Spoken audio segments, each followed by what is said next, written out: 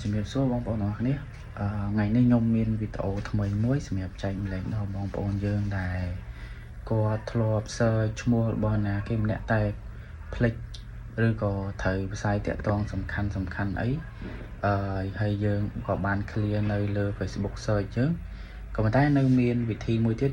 ដែលយើងអាចរកមកវិញបានឈ្មោះហ្នឹងនៅក្នុង setting របស់Facebook ហ្នឹងហើយរបៀបដែលយើង search history នៅក្នុង setting ហ្នឹងតួយើងធ្លាប់ delete ខាងក្រៅហ្នឹងក៏យើងនៅតែរកឃើញឈ្មោះហ្នឹងទៀតដែរហ្នឹងហើយ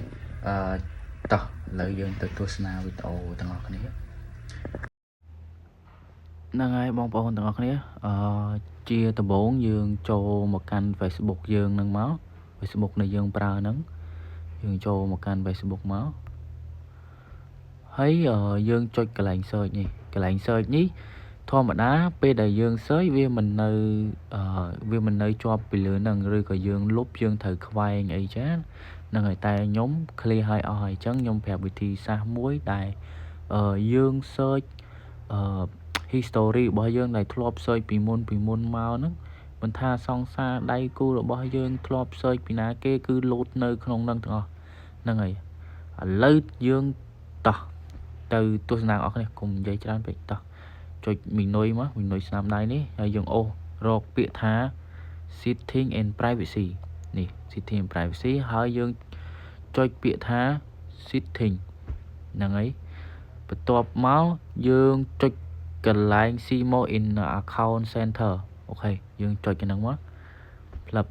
ទៅបន្ទាប់មកបងប្អូនអូសរកមើលពាក្យថា your information and permission នេះកន្លែងនេះ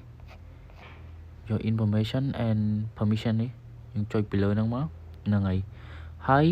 បងប្អូននឹងលោតដល់កន្លែងនេះបងប្អូនចុចពាក្យថា search history នៅ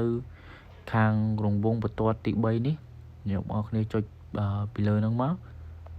វានឹងលោតដល់ account បែបនេះអញ្ចឹងអ្នកនរគ្នាចុចពីលើ account Facebook យើងមក